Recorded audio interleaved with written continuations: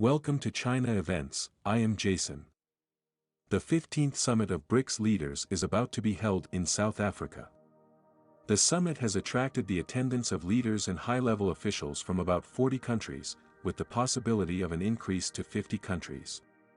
The BRICS countries have been promoting the de-dollarization of international trade, which is one of the reasons why this summit has attracted so much attention.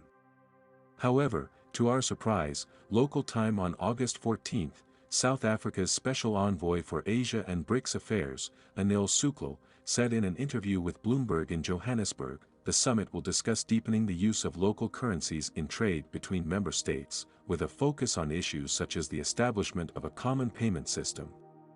At the same time, the summit may also discuss the creation of a technical committee to consider planning a potential common currency.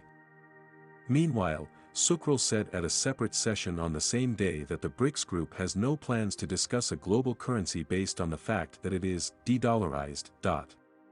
Local currency trading is on the agenda of the BRICS summit. He said, there is no agenda item on de-dollarization in the BRICS agenda, and the BRICS countries are not calling for de-dollarization. The dollar will continue to be the major global currency, that is the reality.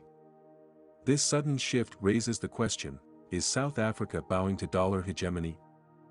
The agenda for the BRICS summit will center around the use of the local currency in trade and the development of a common currency for the BRICS countries.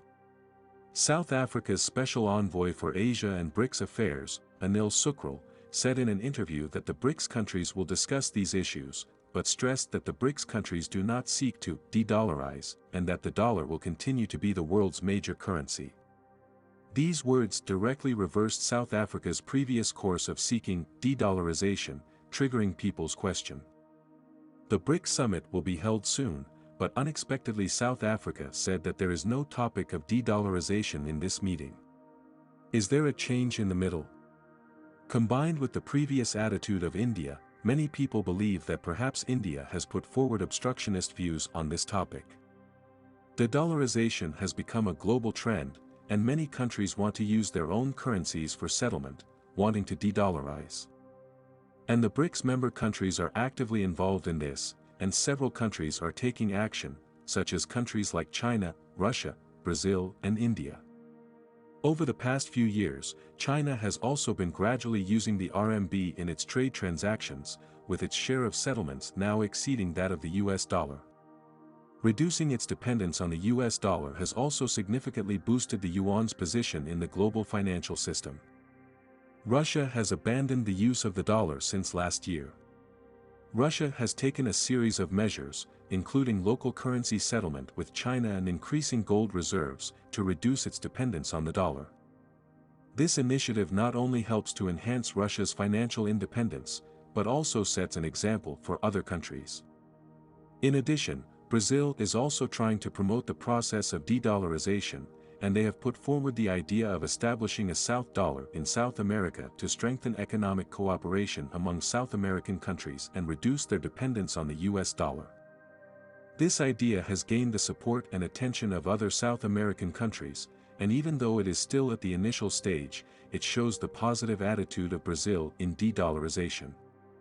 In fact, in the last few years, India has also taken advantage of the current global de-dollarization to embark on its own path of de-dollarization as well. However, in reducing its use of the dollar, India is more primarily interested in increasing the use of the rupee, a bit of selfishness that is very normal for India. It's just that what's lacking is self-awareness of its own currency. From China's share of yuan settlements exceeding the dollar, to Russia's complete abandonment of the use of the dollar, to Brazil's idea of a South dollar and India's push to de-dollarize trade with neighboring countries, these moves show that BRICS are trying to reduce their dependence on the dollar and promote their own currencies. Yet South Africa, the host of the BRICS summit, announced that this year's summit will mainly explore BRICS expansion and the establishment of a BRICS monetary mechanism. Surprisingly, there was no mention of de-dollarization. This has given rise to much speculation.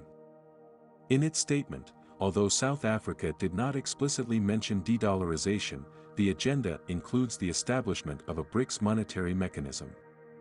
In fact, this is a clever wording to avoid creating too much excitement for the United States. As one of the BRICS countries, South Africa has also made it very clear that the current global economic landscape attaches importance to the expansion of the BRICS and its currency. The BRICS expansion is one of the current global trends aimed at enhancing the collective strength and cooperation of the BRICS countries. By expanding the scope of BRICS membership, BRICS countries will be able to participate more extensively in global economic governance and decision-making, and strive for more voice and discourse for their own interests. Previously, there were media reports that India and Brazil held different attitudes towards the expansion of BRICS, but both countries have subsequently clarified separately that other countries are welcome to join. On the other hand, the establishment of a BRICS monetary mechanism is also a direction that BRICS countries are actively exploring. As a group of countries with a large global economic volume, the BRICS countries are exploring the establishment of their own monetary mechanism, which will help reduce their dependence on the US dollar and enhance their financial stability and sovereignty. At this juncture there are again foreign media claims that India is not willing to de-dollarize.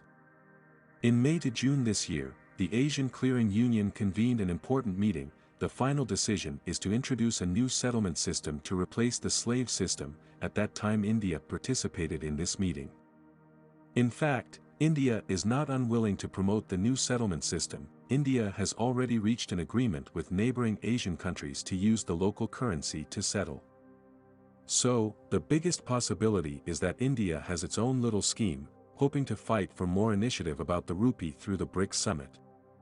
India may hope to win the support of other BRICS countries through the BRICS summit to further enhance the rupee's status and influence in the international arena. As China's economy continues to grow, the influence of the rupee in the world has also increased significantly, and transactions using the rupee as the settlement currency have also seen greater development. However, we must soberly see that their use of RMB for payment is also only a passive response due to the threat of the US dollar, and is limited to some areas. There is still a long way to go before they can compete with or even surpass the US dollar and the euro. However, with the passage of time, currencies around the globe will gradually diversify. In short, the trend of RMB internationalization is unstoppable, but it is still a long way from being truly internationalized. The South African government's remarks are also meant to keep China and other countries out of more trouble. On the whole, de-dollarization is not an easy thing to do, and will instead give the West an excuse to intervene. In a sense, this is also a kind of support for China.